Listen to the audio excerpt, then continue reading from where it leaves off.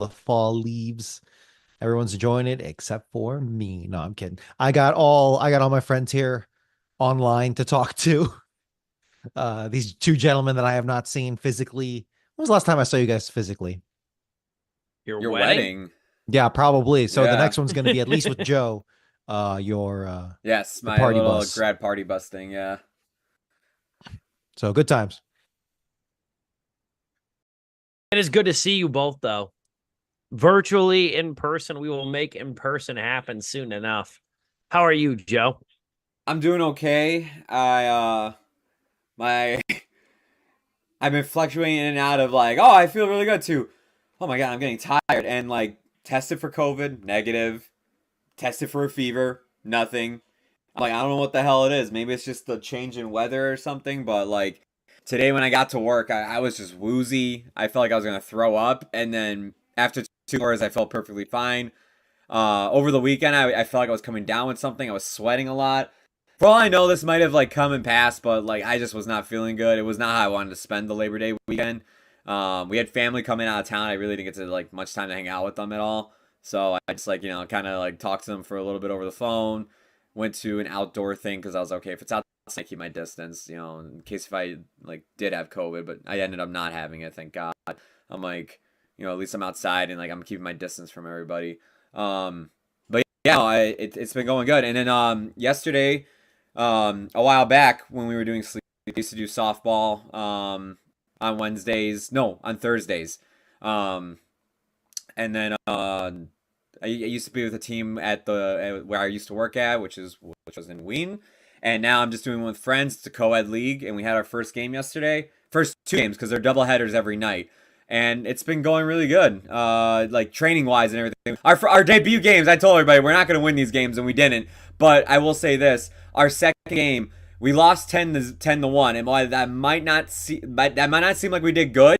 From the fourth inning, you only play up to 7 innings in recreational softball. From the fourth inning to the seventh inning, we didn't let in a single run. Like we cut people off, we forced outs, all this. We played defense really good. It was just our offense that like people couldn't hit the ball far enough to like get past the infield before like they could throw it to first and then that person's out.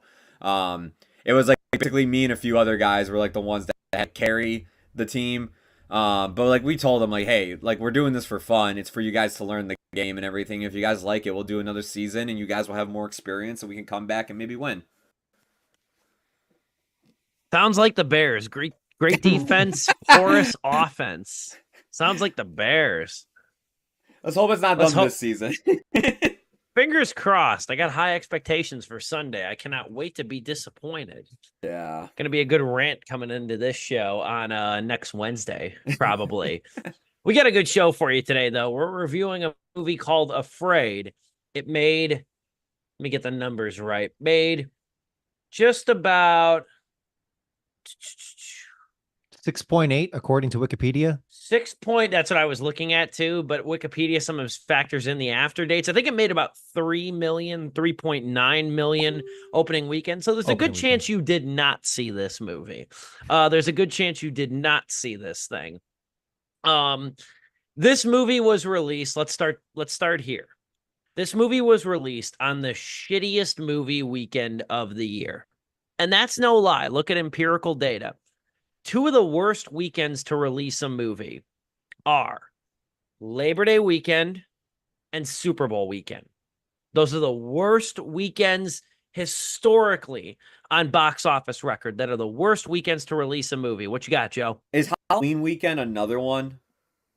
Halloween weekend's not great either, but depending on where Halloween falls, the thing is Labor Day always falls on a Monday.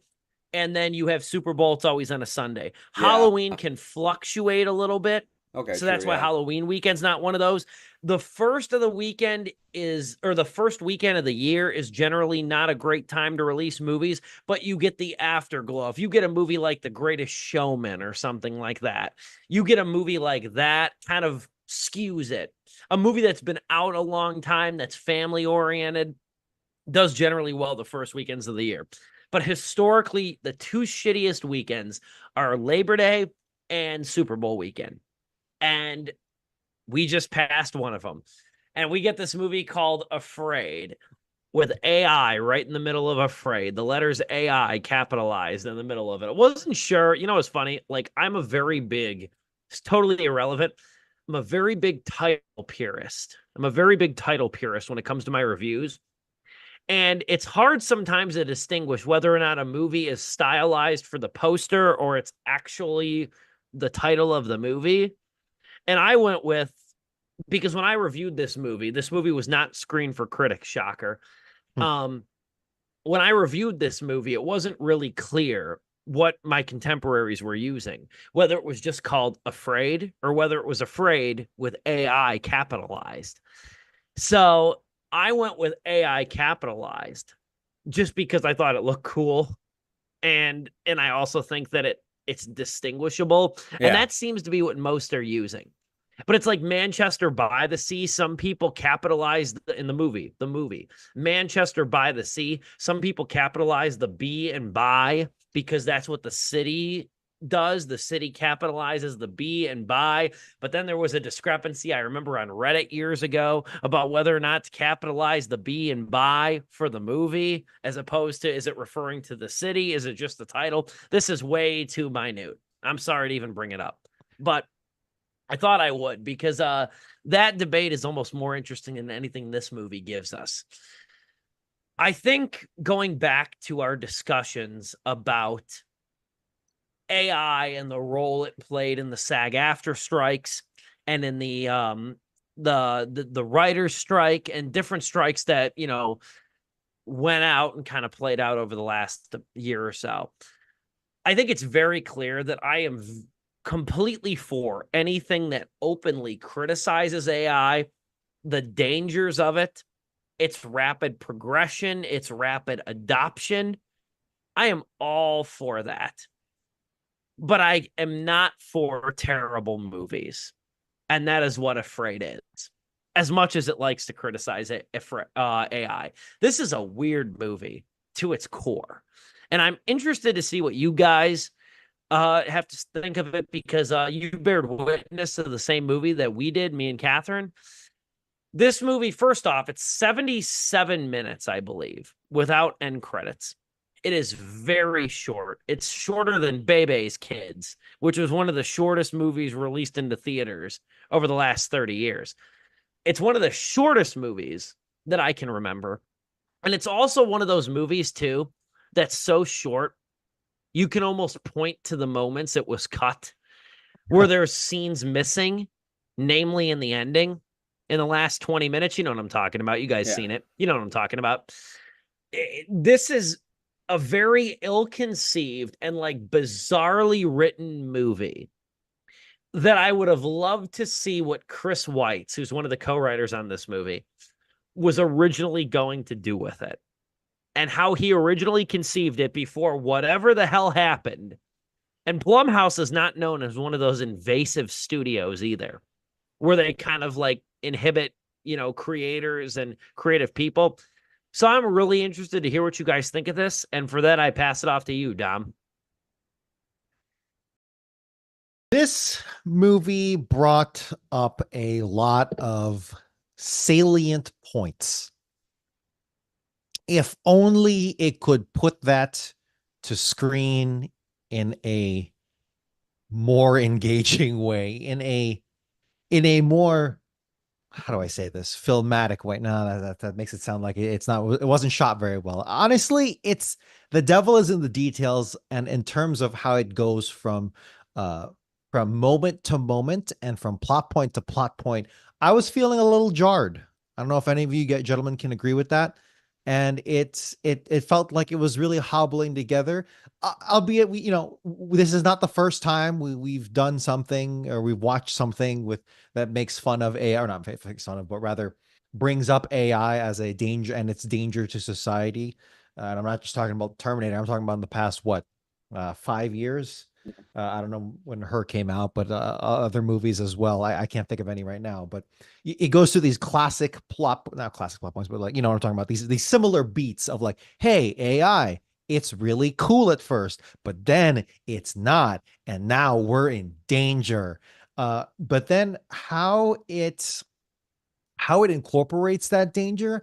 I think, and we had talked in the group chat, and Joe, I feel like, is getting ready to like rip this movie to pieces. That's the vibe I got. I don't know. I'm preempting you. I'm poisoning your well. My apologies. But for me, I thought it was how it resolved was actually somewhat interesting. Is it great? We'll get back to that. But it was a little interesting. And dare I say, even a little fresh in how it does it. Maybe not particularly good, but it brings up some interesting and some very relatable things, particularly how and you've got classic like 3 levels of children, or kids, right? In this part of this family. And each one, I was like, I can relate to that. I can relate to that. I have seen that happen before, and that's very scary. So in that sense, it was an interesting thought experiment, but maybe a bit of a messy movie, and that's my summary. Joe. Oh, okay. I won't rip this movie apart because I felt like I've been beaten down by the month of August and then led astray thinking like, oh maybe it'll get better. Maybe it'll get better. Here's Alien Romulus. Okay, all right, we're not so bad. And then The Crow came in and just right hooked me right in the face. So, look, when you open the month with Borderlands for me, it's like you can only go up from there. And hey, this movie did. It went up. I didn't necessarily hate this movie like I did with Borderlands, or even The Crow remake that came out last weekend. To me, this movie, I just didn't really like it. It's just like there was nothing about this that really worked for me. I think it's such a waste of one. I even tell guys this. I thought it was such a waste of a fun B movie title. Afraid, and you capitalize the AI in Afraid. I mean, that's actually really funny and clever. John Cho, who I think is such an underrated actor, especially ever since I saw Searching. I'm always just like, man, this guy, like, I feel like no one ever gives him like the credit or spotlight he really deserves. Like, it's like, oh, I loved him, and of course I loved him in Harold and Kumar, but it's like I loved him in the Star Trek reboot movies, and then he was in Searching. I'm like, oh my god, let this be like a standout role. Like, hey Hollywood, look at me, I can be a dramatic actor. Yeah. And it's just like ever since then, it's like he's been on just ups and downs with whatever his career, whatever's thrown at his career. So he plays in the movie, he plays a marketing hotshot and everything for this company and everything that owns. What the hell? No. My Siri just activated right now. Oh my god. Hold on. This is scarier than the movie.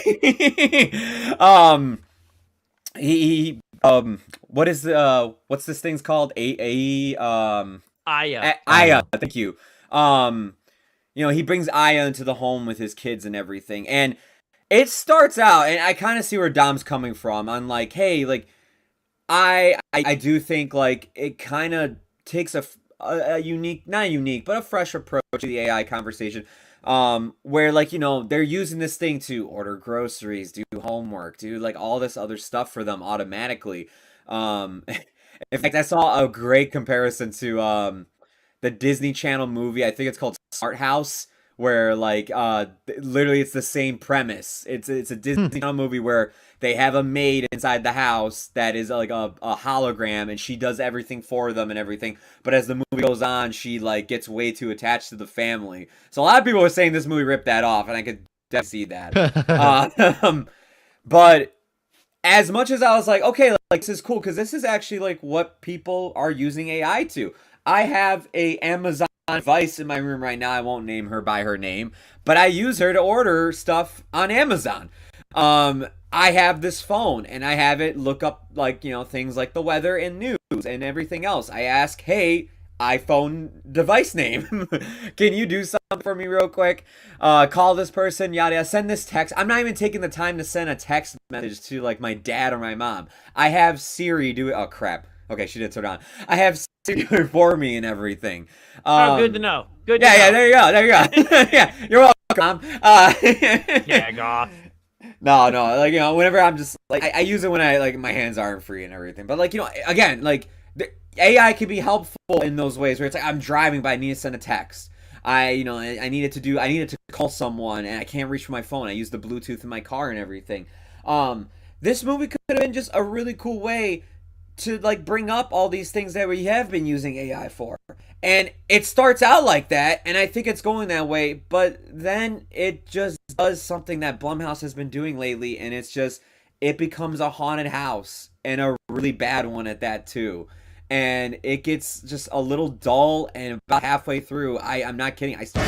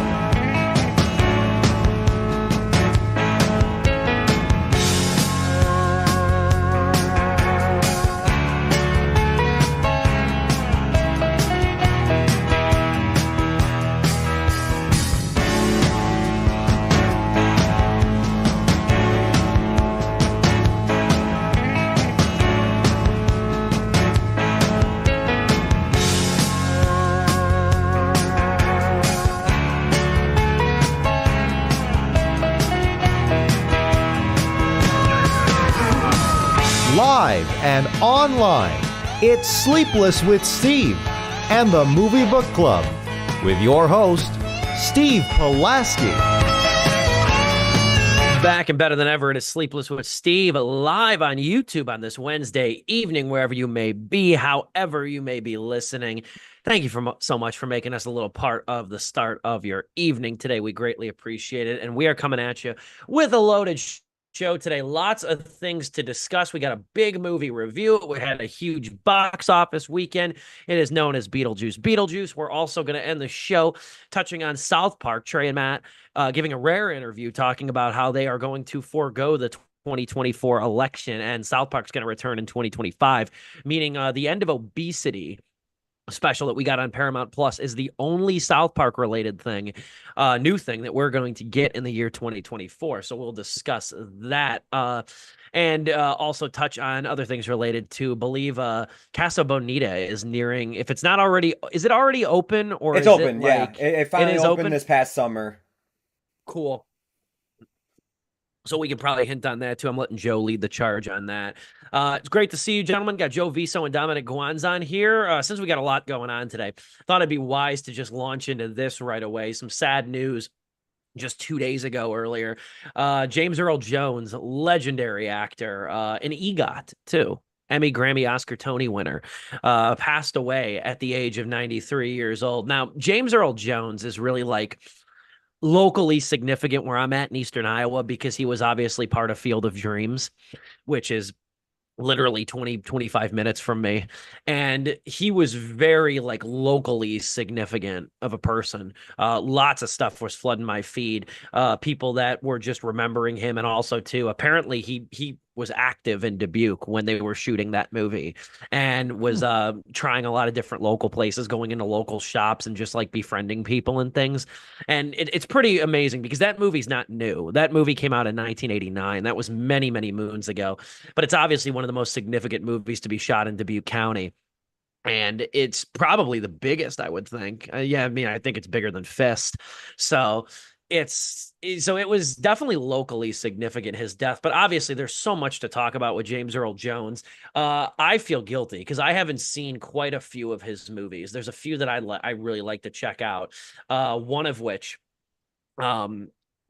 being Sneakers, a movie that he did, and Claudine is another one from 1974. I believe he got a Golden Globe nomination for that role. But obviously, I think broadly speaking, outside of my enclave here in Eastern Iowa, he is most known, obviously, as the voice of Darth Vader. He was in The Lion King. He was in Coming to America. He was in The Sandlot. Very diverse repertoire for an actor that really stretched beyond the stage where he got his start and into screen too. And I think one of the most amazing things, and I've seen so many, posts mention this too, is that James Earl Jones had a stutter since childhood. He famously had a stutter.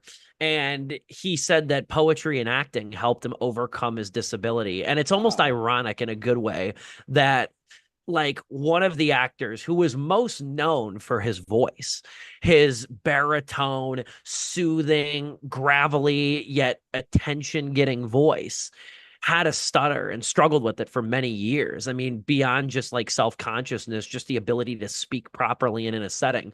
So it's almost ironic in a very inspiring way that he became known and synonymous for his voice. You don't even need to see him. And obviously, I think his, the role that will stand the test of time for him is Darth Vader. And what's more iconic to Darth Vader than his voice? Yeah. So it was sad news to read that he did pass away at the age of 93. I can only imagine come the Oscars, which we're only a few short months away from, they're going to linger on his slide a little bit longer for just his impact and, just the diversity of his roles. If anything, it inspires me to go back and watch many of his movies because I feel hopelessly unfamiliar with some of the deeper cuts. And they're not, it's weird I call them deeper cuts, like this movie Claudine. Apologies for my camera over here too. Camera's been acting up a little bit. But like Claudine, I was just reading about. I'm like, this movie sounds so interesting. How have I never heard about it? And I'm calling it a deep cut. He got a Golden Globe nomination for it. But yeah, rest in peace to James Earl Jones. That was sad news to read on. on Monday afternoon. I'll let you, Joe. I know you're a big Star Wars fan. You're definitely a bigger Star Wars fan than me, so you definitely probably had a reaction to this as well. Yeah, I mean, I think like of course, he passed away at such an old age. I mean, I was even surprised it was that old. I thought he was just a little bit young. Like I thought he was in his 80s, but to be what was it, 93 we said, or then Yeah. um I was just like, wow. I mean, like lived a full life and everything, and even was in even doing movies up until the very end. He was in the sequel, Coming to America. Hmm. Um, it's sad to see him go. It's sad to think about all the Star Wars actors that we've lost from the original like trilogy, from Carrie Fisher to C-3PO to the Chewbacca stand-in to the R2-D2 stand-in. All that's left right now is Harrison Ford and Mark Hamill, and it's like hey, like they're getting up there in age too, and while they're still in movies today and still acting and everything, it's just it's gonna be a time where like they probably won't be on screen anymore, and their time will come as well. It's sad to see them. It's sad to see James Earl Jones is the next one to go. Um, as much as I am a big Star Wars fan, there was one thing I wanted to bring up in this remembrance. Um, a lot of people probably know about the movie Fences, which is directed and stars Denzel Washington, and it's a good adaptation Hmm. of a stage play that James Earl Jones happened to actually be the lead actor for, with Courtney B. Vance playing the son in that on the stage compared to the movie where it's Denzel Washington and I forgot who the actor's name was that plays the son of Corey in the Was it movie. Viola Day? Oh, it's the son. Never mind. I Yeah, don't no, know. not Viola Davis, sorry. But Courtney B. Vance and James L. Jones were on stage together doing that scene, and I love to tell people who enjoy that movie, and I do as well. But I love to tell people, um, go watch on YouTube the "You Ain't Never Liked Me" scene, side by side comparison, and it's just an interesting take to see what Denzel did with the character compared to what James Earl Jones did with the character. It's very two different takes with that character. I'm not saying one's better than the other. They both offer something unique, and they both offer a different perspective for each way you view it. If you are lucky enough to find somehow a recording of this stage play, or if you manage to see the stage play using this script and everything, it's just an interesting way to view how the main character of Fences, the father figure, um, how he is played by two different, how he's interpreted. And the way James L. Jones commands the stage during his performance in that play, it's mainly due to his voice, like Steve was saying. It is a booming voice, and when he gets angry at his son, it is terrifying. It's way more terrifying than Denzel, and Denzel's already pretty scary in that role. It's always kind of like I don't even want to look this guy in the face. Uh, with James Earl Jones, not only do you want to not look him in the face while he's yelling at his son, you want to get out of the room because it's a stage play, so you're there in person. I just want to leave. Thank you. um, but yeah, it's sad to see him go. I mean, I can add more into that, but I'm gonna pass it off to Dom for right now. Yeah, when I first heard the news, it's just when you're 93 years old and you're not doing too much in entertainment, uh, and it's like I start thinking like we're gonna lose James Earl Jones pretty soon. So I feel like for a while, and yeah, that coming to America, when that coming to America scene where he's like, upright on the coffin, I was like, this is gonna happen for real very soon. So, Dude, yeah, uh, honestly, I thought the same thing.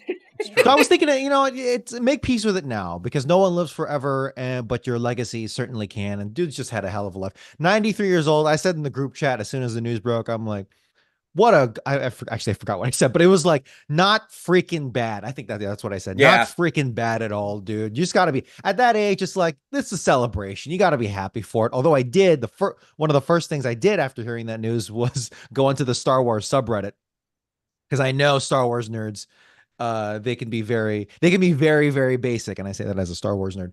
And yeah, outpouring of love for James Earl Jones, as is of course very necessary because that dude was the voice of a sci-fi generation, without a doubt, and just Darth Vader literally up there in like top 10 fictional characters like of all time, past like the 1800s or some shit, right? So but I do want to take this time to to denote some of the most random freaking roles this dude has had. 1992's Garfield and Friends, he voiced a character. If you remember that show, he uh he was a character in By Dawn's Early Light, which was an HBO original movie from 1990. It's on YouTube actually. You can watch it on YouTube, and it's actually really good. It's about like a nuclear exchange, a limited nuclear exchange, and how that happens on there too. And then a pair of video games as well. He was in The Lion King, Simba's Mighty Adventure. Now I can't confirm if that was just archival, from the movie, because that's what they did for Kingdom Hearts 2, where they just took his voice on some of the movie. But I think he did some original stuff for this PlayStation 2 game from 2000, the year 2000, and then he was in a live action version, live action like cutscene for Command and Conquer Yes. Tiberian Sun. He was in that from 1999, and then funny enough, Billy D. Williams.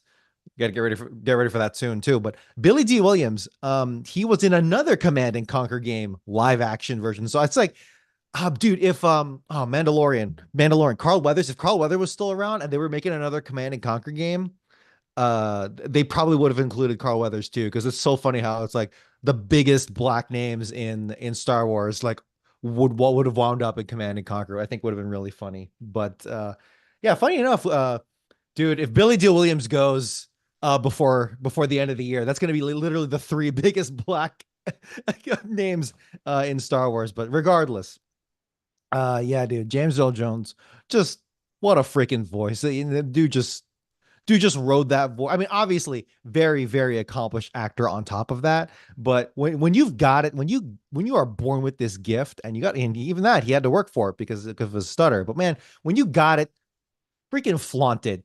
Yeah. Right. Take your shot. And that dude took the biggest shot of all. And dude is a legend without a doubt. He's got one more movie coming out too called Atlas of Soul, and it is still unconfirmed if there's like a surprise voice cameo from him for that new Mufasa movie.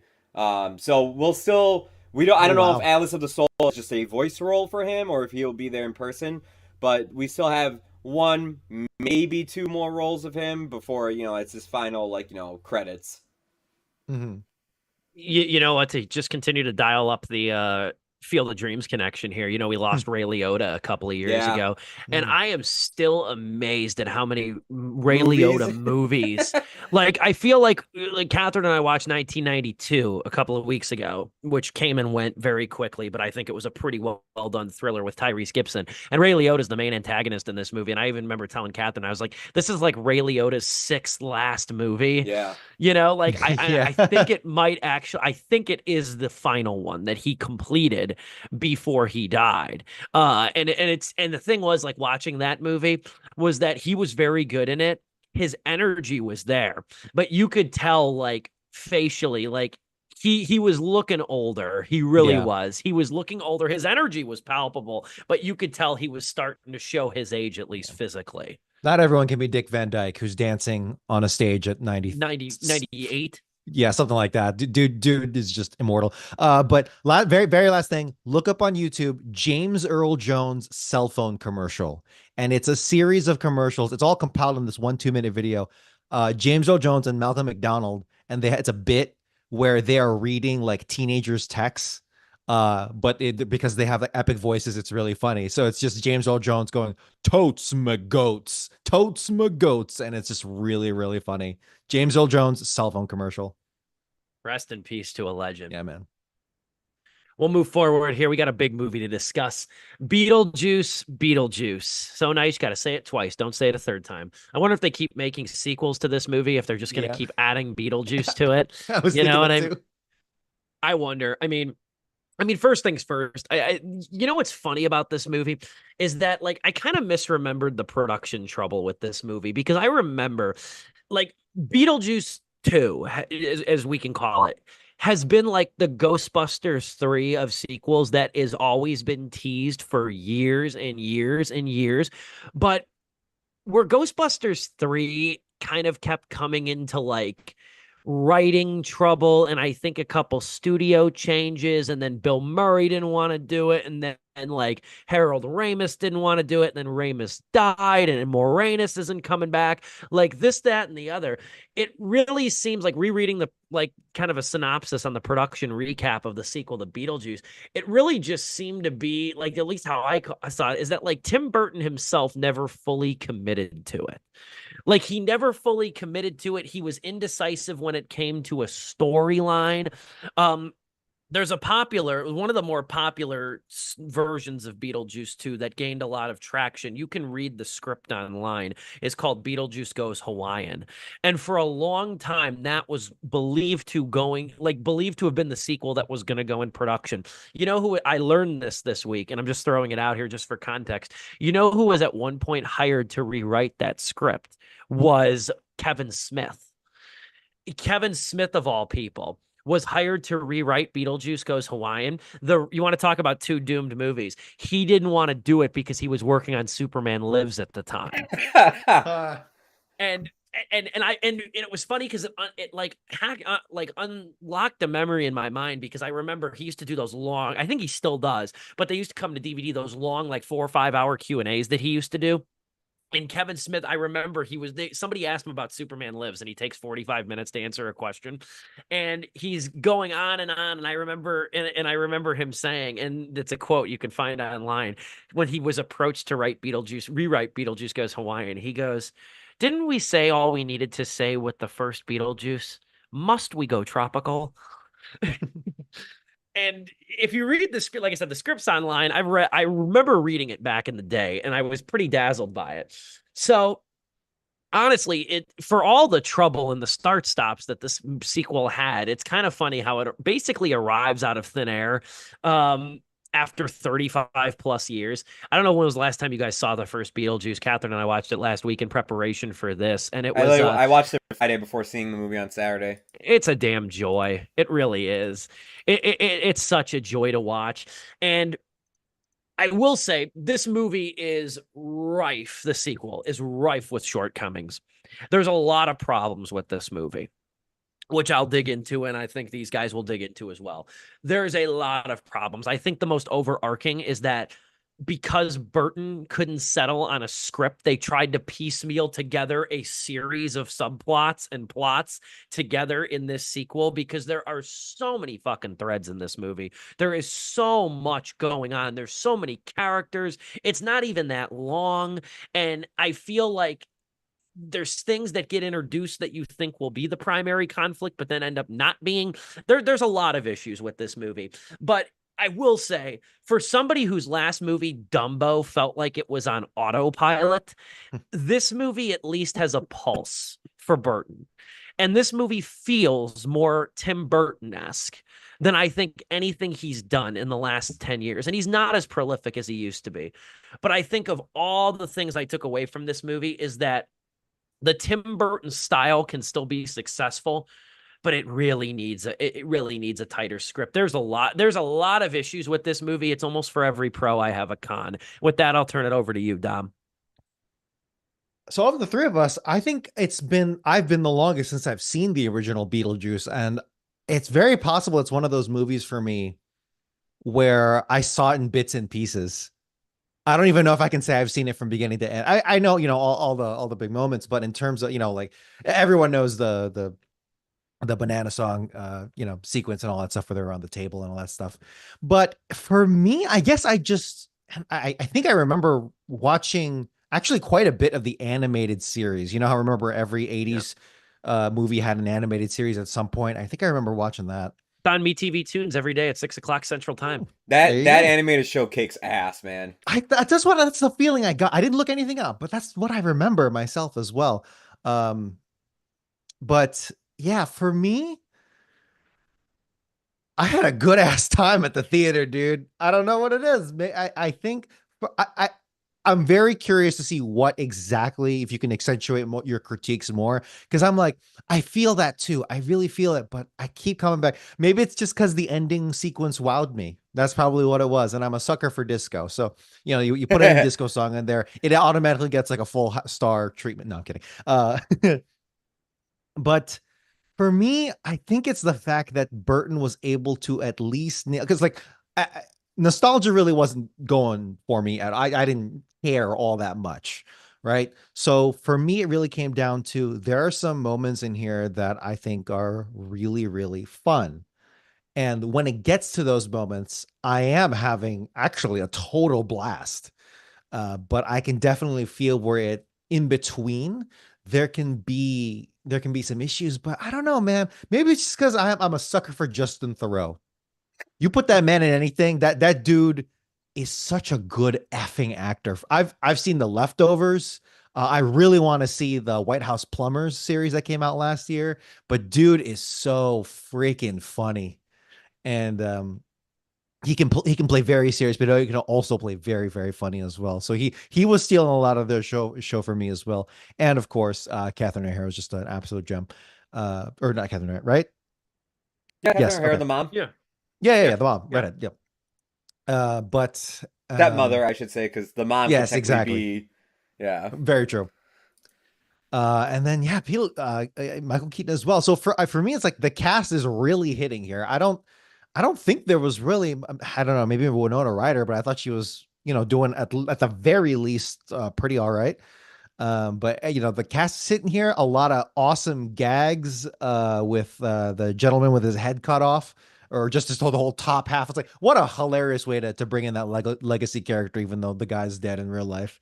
Uh, I thought that was a really, really funny gag. A lot of gags that are hitting here, and at the very least, you have to appreciate the practicality, the special effects here.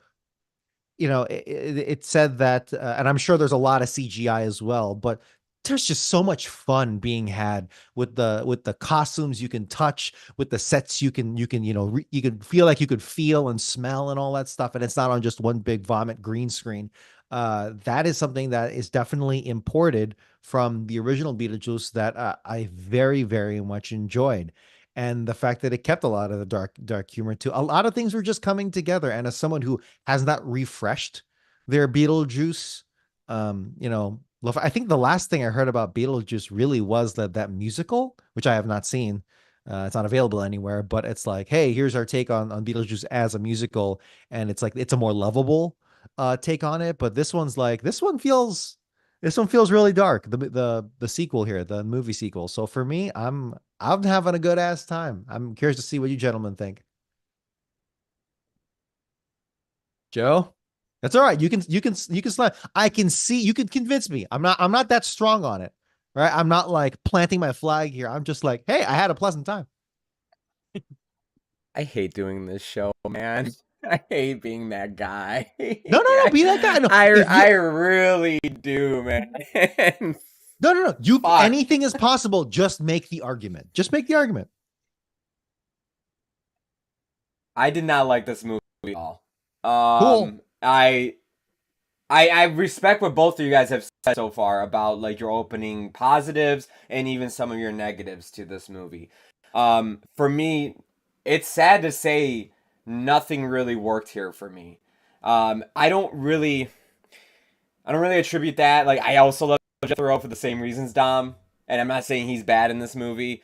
My biggest issue with this movie, and it all just starts falling apart as the movie progresses, is that I feel like with every character they introduce here, who is played by somebody that I think is a very talented actor that can totally be a ton of fun to watch on screen and perform, every character that's introduced, they for some reason decide they have to give a plot line to. And I started getting like tired because it's like, man, it is taking forever for something to actually happen in this movie. And once you get to like, an actual, consequence that is happening in this movie, everything starts to wrap up like this all of a sudden. It's just like, wait, hold on. Why would like there's a sequence in this where to me it's the most interesting plot line. I'm not going to go too much into it because for anybody who hasn't seen it, I think it's the best storyline. It's the most interesting, but I think they wrap it up so quick that it does not have a good payoff, but it involves a boy next door basically. Yes. And I was like, oh damn, this is actually really interesting. Like I'm actually excited to see where this goes. I'm not kidding when I say when that plot line ended, I sat there in the theater and I went, no, like he's gonna. That's not over. Like It's the reddest of herrings.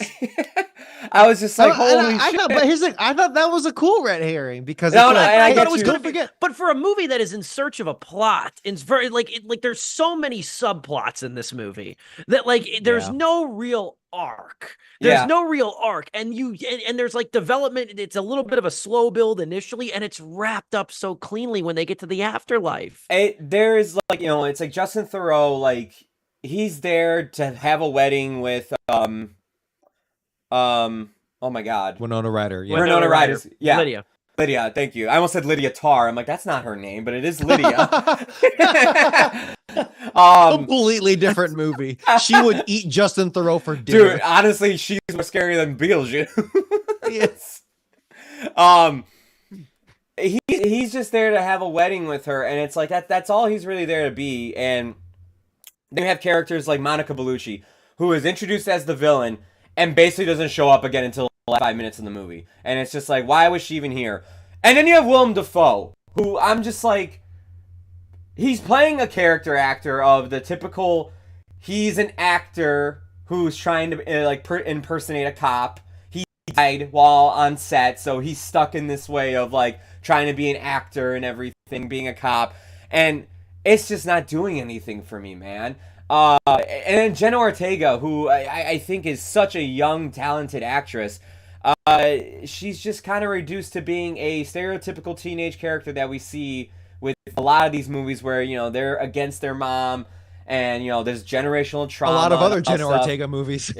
Yeah, honestly, yeah. If you watch Wednesday Addams, which oddly enough was produced and 4 episodes were. I like Wednesday a lot. Yeah, but she's really playing a character, whereas here she's just it's A very teenager. much just Jenna Ortega, Yeah. which is fine, not Wear her black fault, and but like yeah, sulk. 100%. and like Charles Dietz, who like and Dom, I'm not.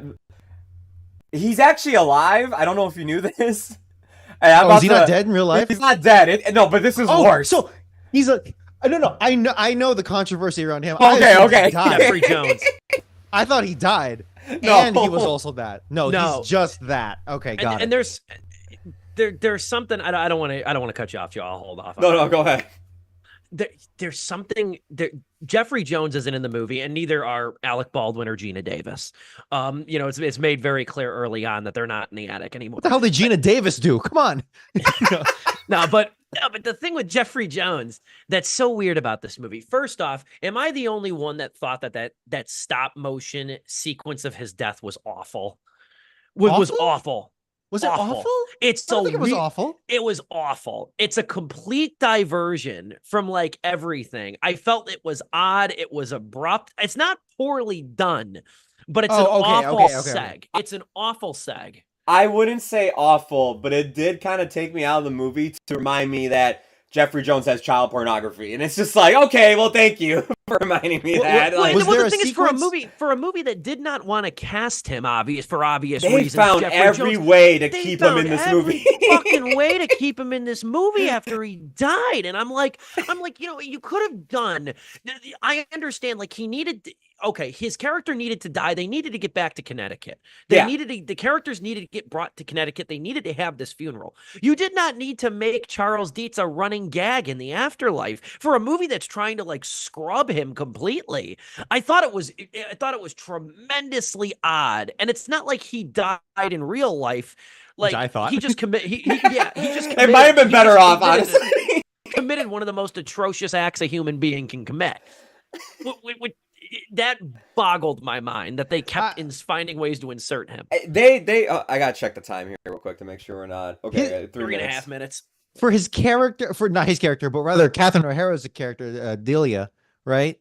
It's like, okay, she can get a happy ending with. I can see both. I can see your argument. Yeah. I just think it was a really, really funny gag.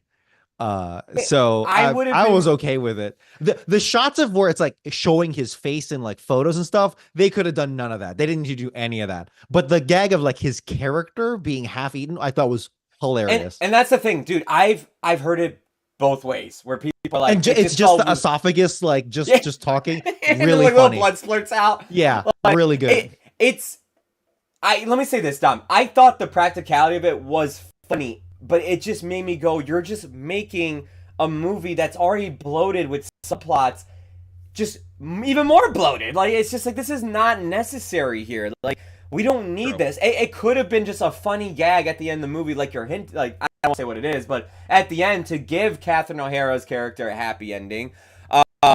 Yeah, man, I know I'm in the minority, so Don, don't feel like, it's just like, oh, I'm curious to see what you guys think. Okay.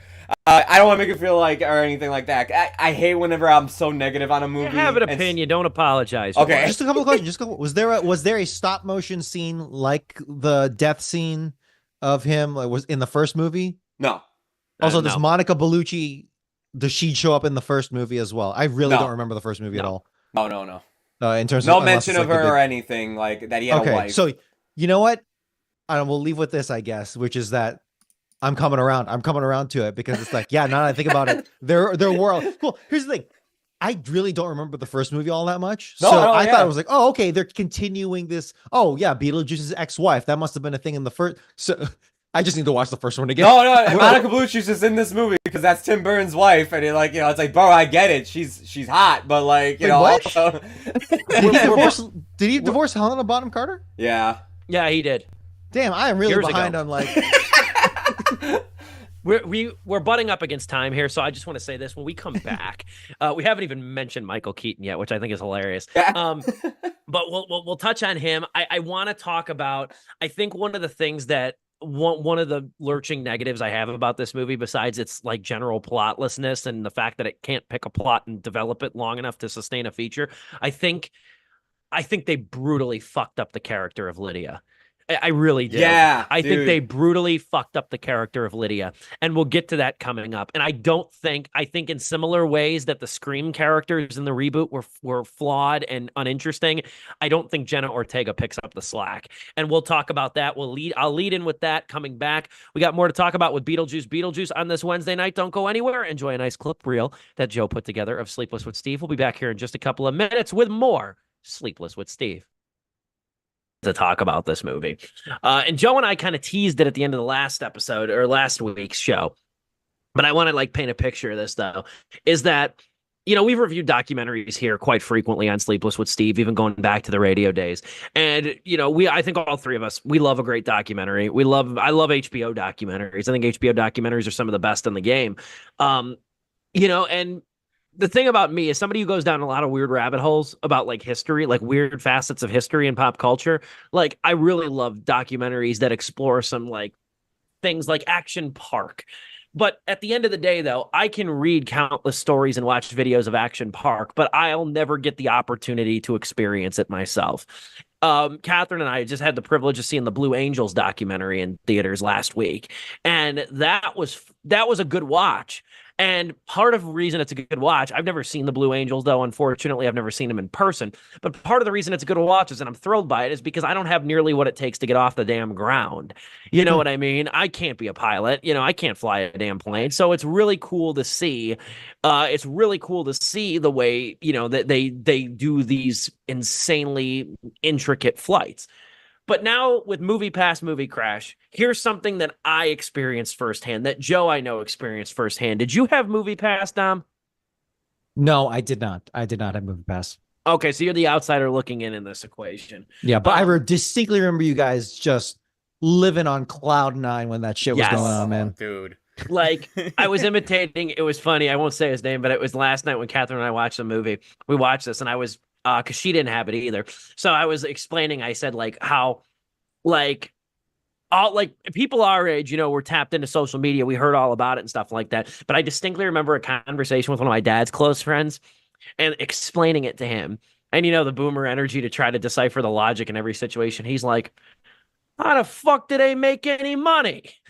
I'm like, that remains to be seen. But right now I'm going to ride this till the wheels fall off. And that's exactly what we did. So the movie, directed by Muta Ali, basically chronicles the beginning of MoviePass, its explosion in 2017, and then its crashing and burning in 2018, 2019.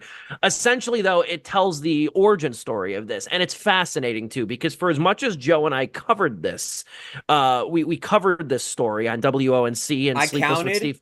11 videos. 11 videos. Nice, nice. And Wow. that's not including what we talked about even like on the reboot of this where it got relaunched. Where it got relaunched. We've really come yeah. full circle on like topics this year, haven't we? Dan Schneider. It was like only watching this movie, it was like we only knew half the story. We've only seen half the movie. Because MoviePass did not start with the $9.95 a month, one movie, any theater, any day sort of gimmick. That was not the start of MoviePass. MoviePass began with Stacy Spikes, and then later, looking for his name here in my review really quick. I know Chris Hamay. Yep. that's not what's his last name. It's Hamay Oh, sorry, Hamay Wilkes, I think. Nope. Watt. There we Watt. go. Finally, I'll do better next time. Yeah, I watched the movie. I watched the documentary. It was Stacy Spikes who started the app and started the website, the subscription service, and then linked up with Hamay Watt. And they joined forces together to try to get this thing off the ground. Now, originally it was $40 a month, and you can see as many movies in theaters. Now, they kind of plateaued around 20,000 subscribers, and also being two African-American men lacking capital, they had to go and find an outside investor or convince somebody to help run the company, which is where they got Mitch Lowe. And by the time most of us had heard and gotten MoviePass, Spikes and Watt were booted from the company. And then it was these two dickheads, Mitch Lowe and Ted Farnsworth, running the show. And Ted Farnsworth got the backing and the help of Helios and Matheson Analytics. That was a name we kept bringing up on the show because it's like they keep talking about, and we remember this vividly, they kept talking about how what's going to make this thing financially solvent is selling consumer data. But I think if we go through one of those 11 videos, you're going to find Joe and I talking about, is consumer data that valuable to offset $100 million in losses? Like that was another question I remember or discussion of us having on the air. We are back, Sleepless with Steve. Joe, what the hell is wrong with you? Cut me off, fucker. We are live on YouTube, Sleepless with Steve, talking Beetlejuice, getting real feisty about Beetlejuice over here. So kind of led into this going into the break, saying about, I think they screwed up Lydia's character. And I think first off, one of the turnoffs of this movie, for me at least, watching it, is that it's one of those Lego sequels. Like it has to like over justify its existence with characters over explaining themselves for the first half an hour of it.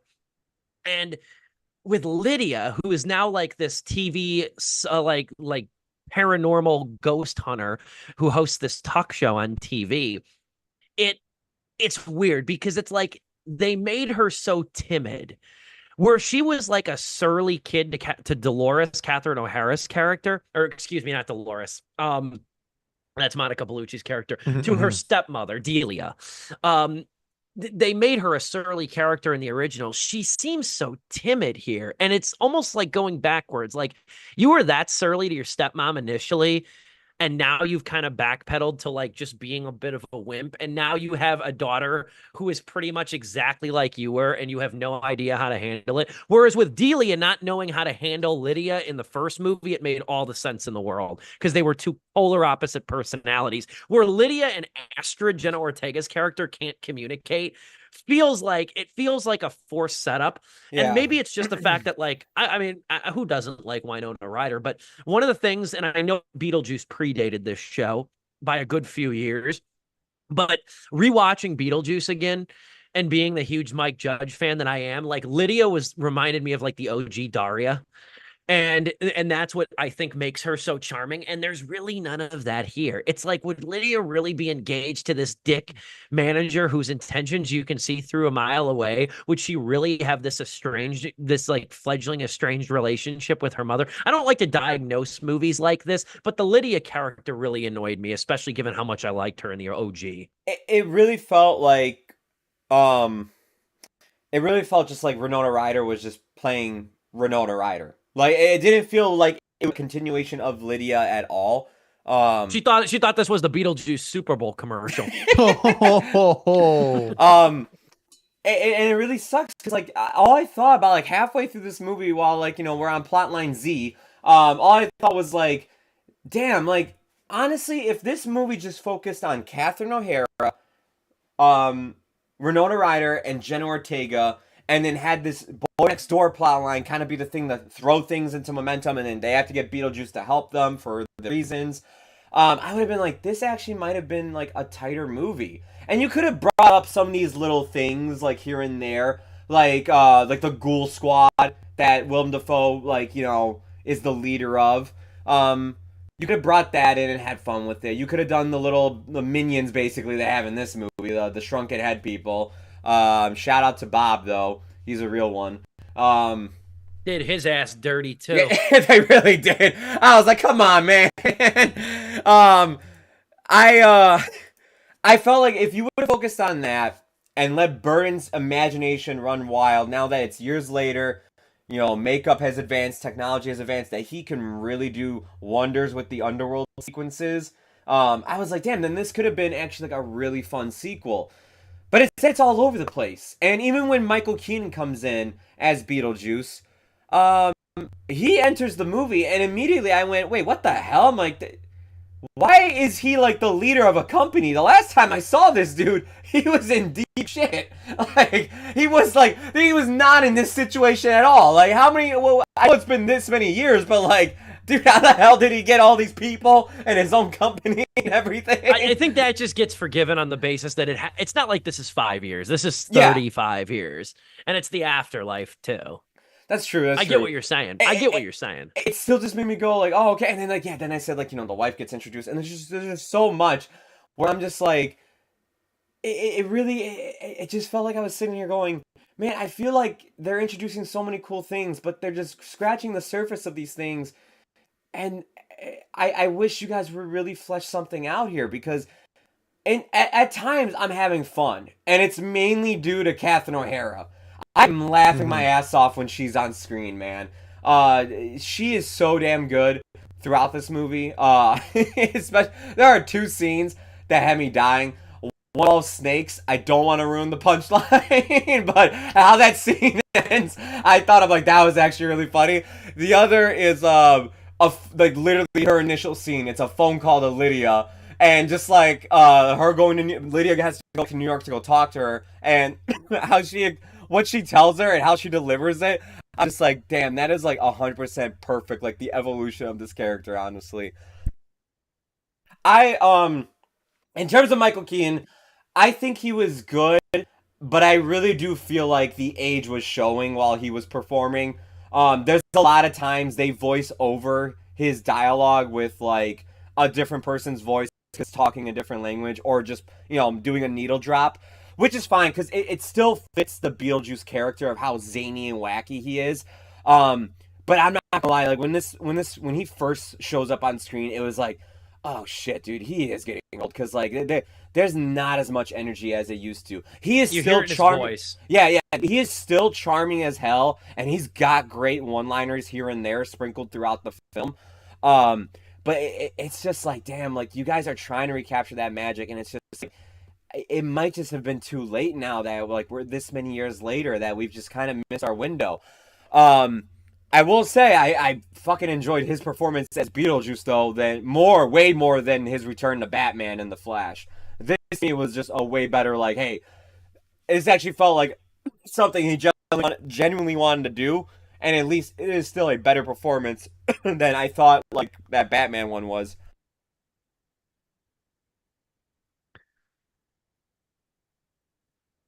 Anything to add, D? I'm recalibrating now, but here's the thing. I just genuinely had a lot of fun with the movie, which I know you gentlemen aren't trying to deny in any way. We're all mature here. Yeah. I saw this movie with 5 people. All of them loved it. They all had a great time. They're like, dude, you know what? Like this, they all admitted to like the problems that had similar, like, what you were bringing up in Steve, but they all said this is what kept them, and maybe you can add to this. the fact of the matter is, it was Tim Burton's vision from beginning to end. It was. And for yeah. better or for worse, and his movies can generally be messy. The one thing I did not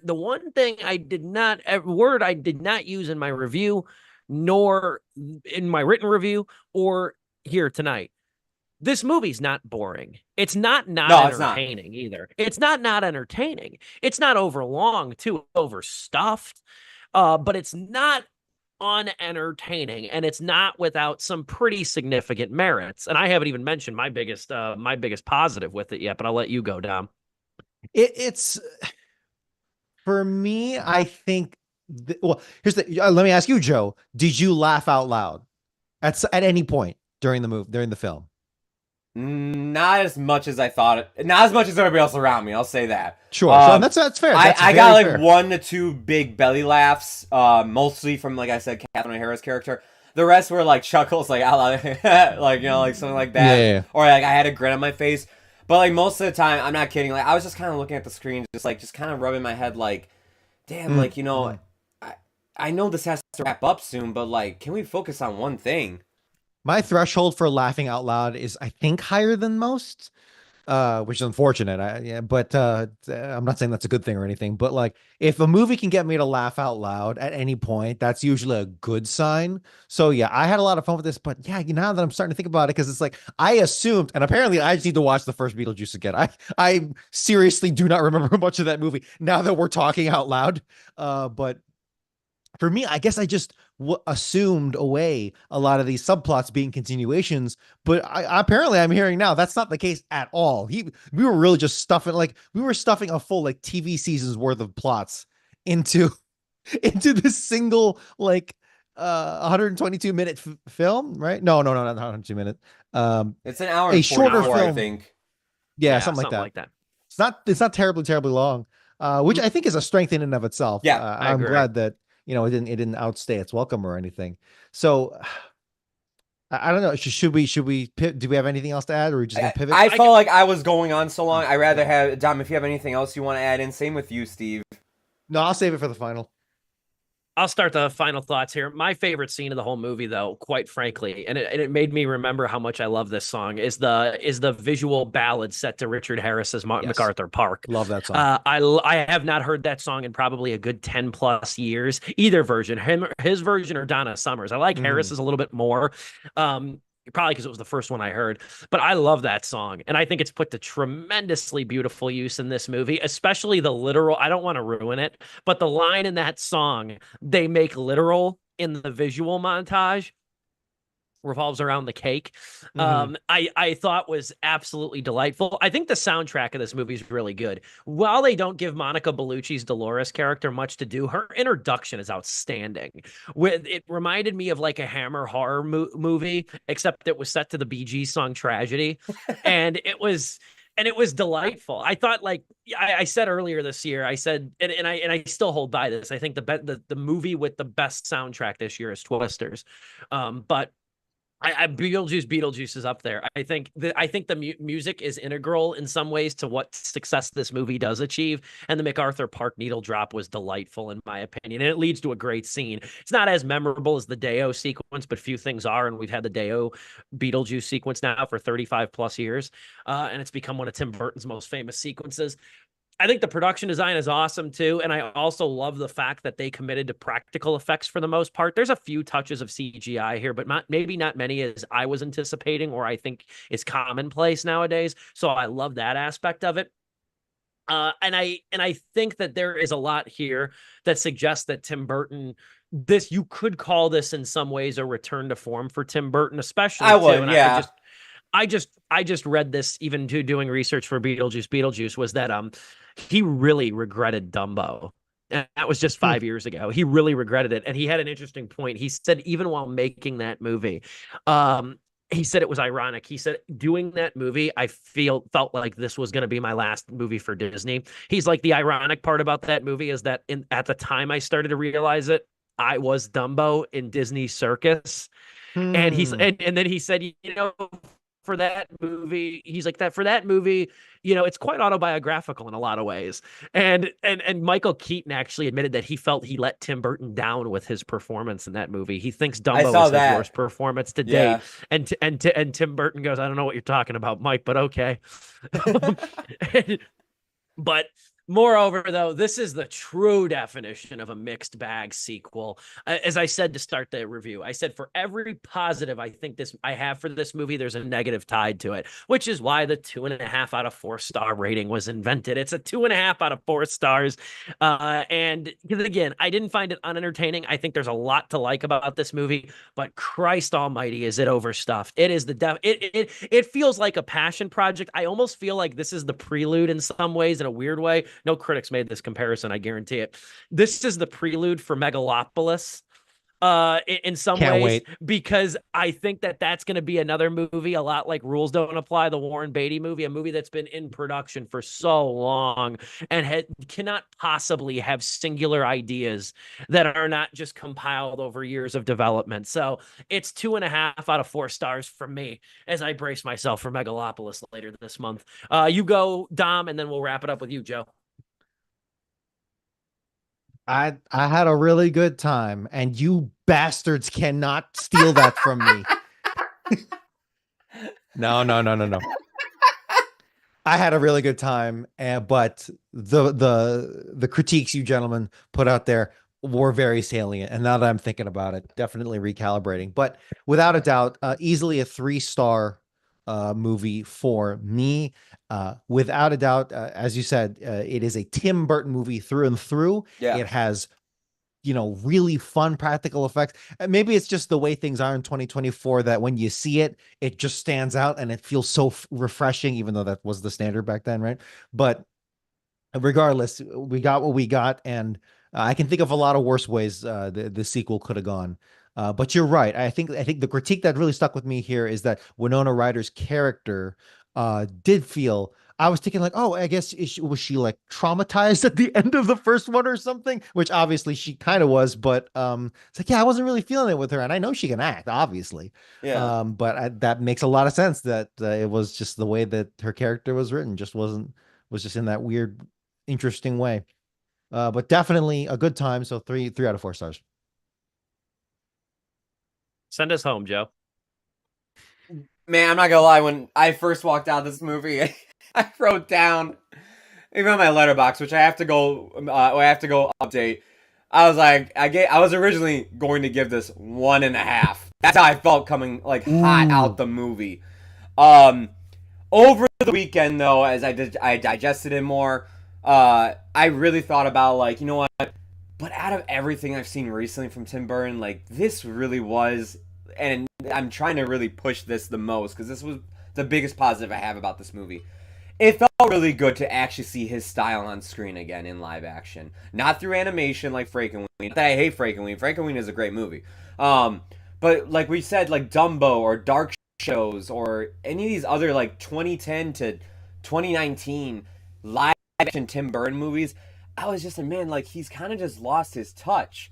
When I watched Wednesday on Netflix and I watched the 4 episodes he directed, they were my favorite episodes of that whole show because I was like, hey, this is the Tim Burton I remember when it comes to his gothic look and just having kind of like a tongue-in-cheek or like, even like a children's approach to it almost.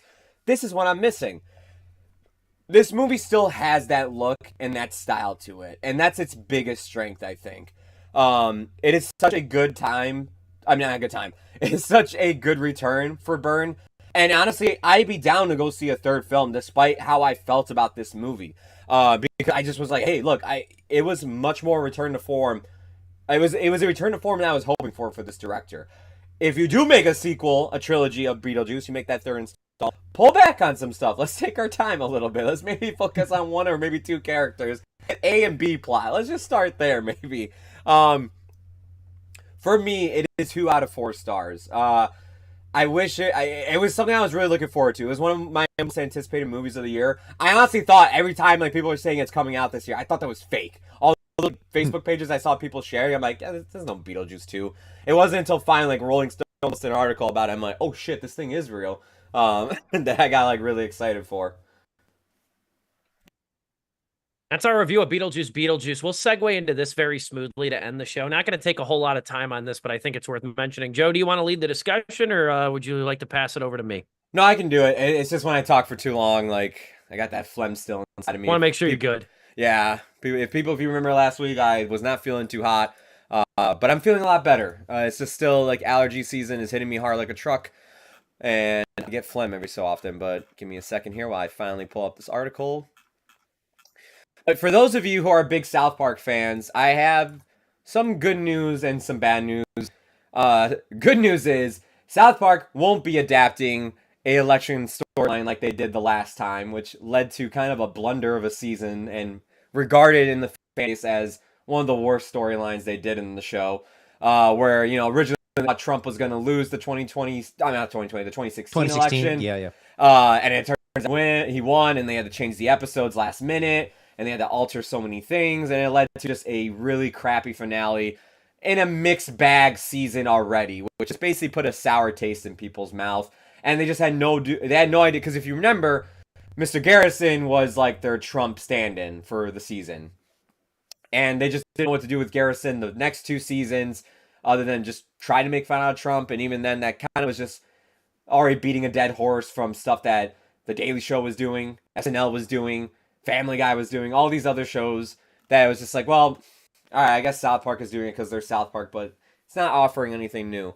But recently on Vanity Fair, Matt and Trey announced that they're looking forward to, the next season of South Park, but it will not be coming until 2025. Originally, it was supposed to come 2024 this year on Comedy Central, but they've decided to postpone it because they are bypassing the November election.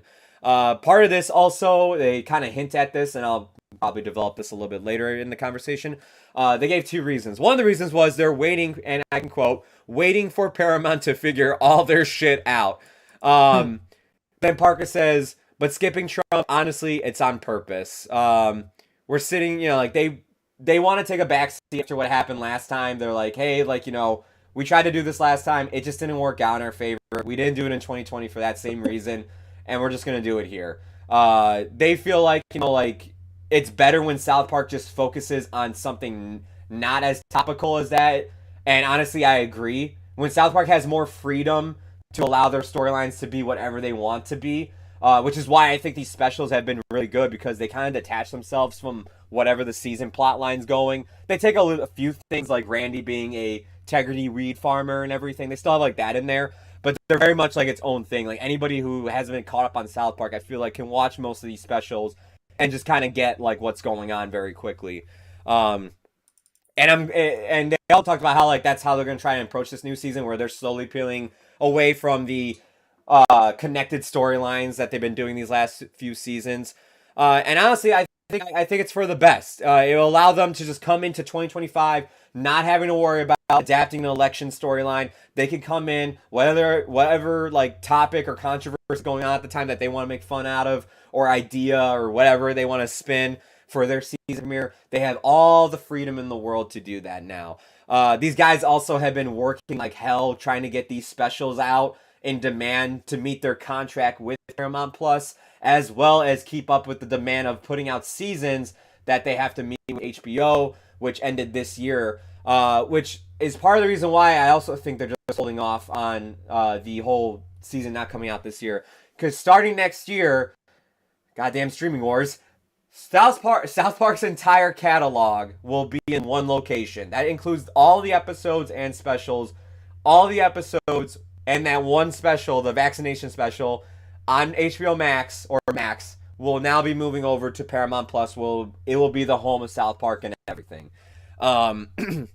It's nice that it'll all be in one spot, but damn, it's just a bitch. Okay, here's another place I have to go now to go watch South Park, and everything.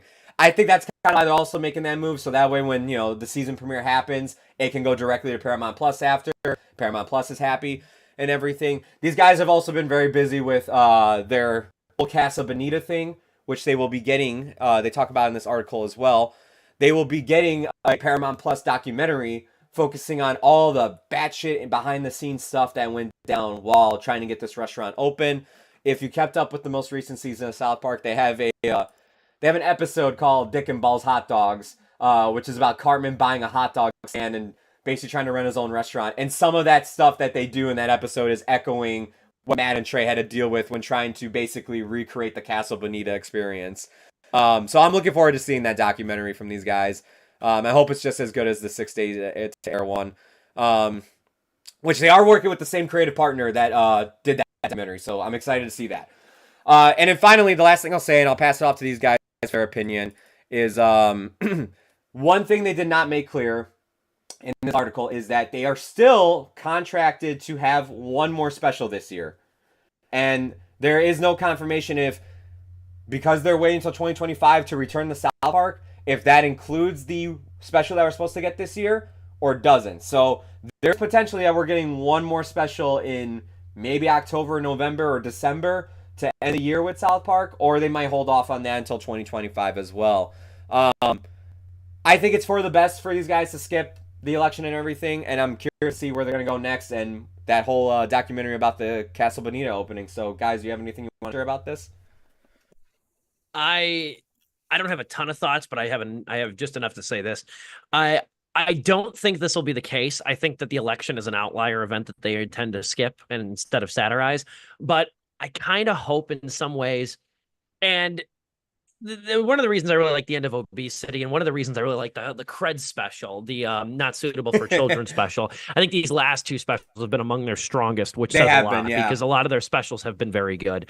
I think they lingered on COVID a little bit too long, but I think overall, though, I think their specials have been outstanding. My quiet hope, and that Dick and Balls episode was excellent too. My quiet hope is that South Park, because one thing I think once this Paramount contract ends, and we still got several more years of this, I still think we got like a couple more years.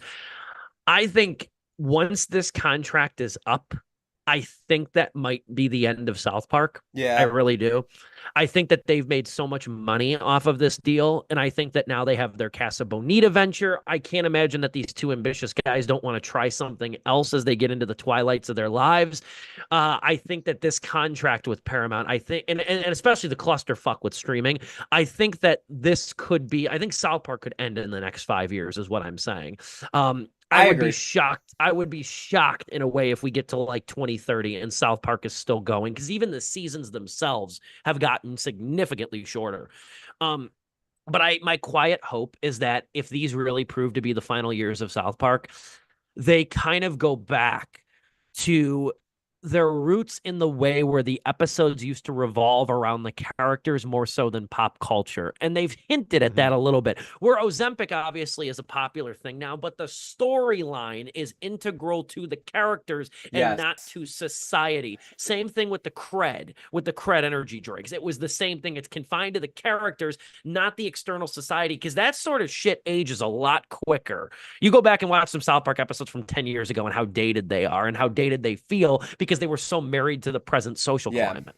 The best type of South Park episode is when they take something as topical as that, but they put it, like you're saying, Steve, they give it to where it's like it's kids having to approach this topic. You know, these kids are trying to help their friend get Ozempic and navigate that American healthcare system. So what do kids have ended up doing? They try to solve it themselves and everything, and then one thing leads to another. Same thing with Cred. Like, I can tell you, like, me and my friends, like, not to involve, nothing dealing with Cred, but like, when there was one time a game coming out and we planned to walk to the nearest GameStop together, like they did in the episode, or in the special, to go get Cred. They came up with this whole plan to go to the store where the Cred was going to be at, everything and whatnot. I think the best South Park episodes is when they take something like that, but they give it like a child approach to it, where it's just like, yeah, it's like, it's almost like, yeah, like, you know, you're watching one of those like Stand By Me or The Goonies, but like, you know, it's filthy, it's like, you know, it's very much potty humor, but it's got like that smart South Park like commentary to it as well. I really do hope they go back to it. This last season kind of hinted at that, and I do agree with you. The best specials were the ones to me that started, like the first COVID special, good, really enjoyed it. The ones later on, I agree, they got boring after a while, and to me it kind of felt like this is the exact reason why I didn't like the whole like how much they focused on Trump's presidency. Because after a while, it's just like, you guys aren't really doing anything new here. It's just kind of the same joke each week with this character. And it was becoming the same with not the pandemic specials, but the COVID specials, where I was like, you guys are doing a little new things here or there with these specials, but not so much. But dude, yeah, this Ozempic one and Cred, oh my god, so good. It's hard to think of an American institution that we've all grown up with, like South Park, to be ending. But Steve, I have to agree with you because these are smart guys.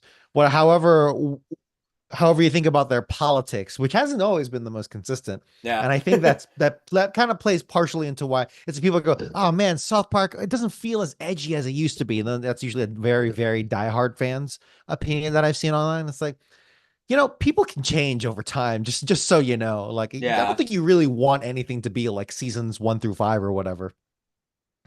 At least exactly.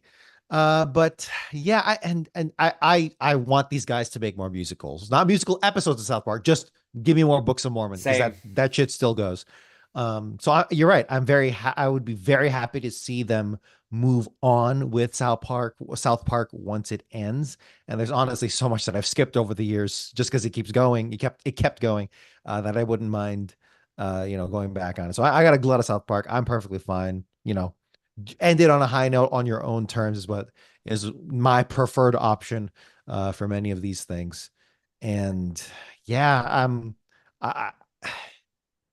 man, that movie. I'm like reminiscing now, but more about South Park the more. Every time South Park comes up on this show, I get very nostalgic. It reminisces because it's.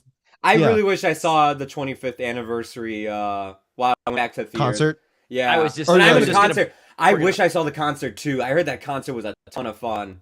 They were yelling, "Protect my balls,"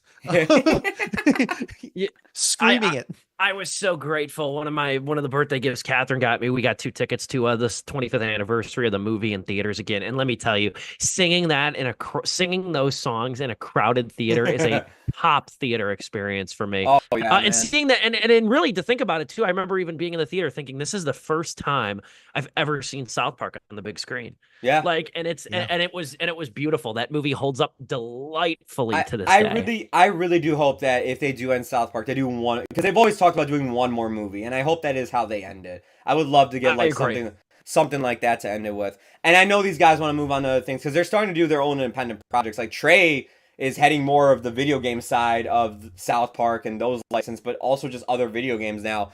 And I think Matt Stone, he's still working with Kendrick Lamar, and I think that movie's coming out next year about their comedy project, which I'm looking forward to. If you guys don't know the premise of that movie, go look it up online. It is one hell of a premise for a movie. So they're even showing like outside ambitions, and that's why I think South Park's days are numbered in a way. I think that, which I don't think is necessarily a bad thing. I think it's a loss, but I think it is understandable.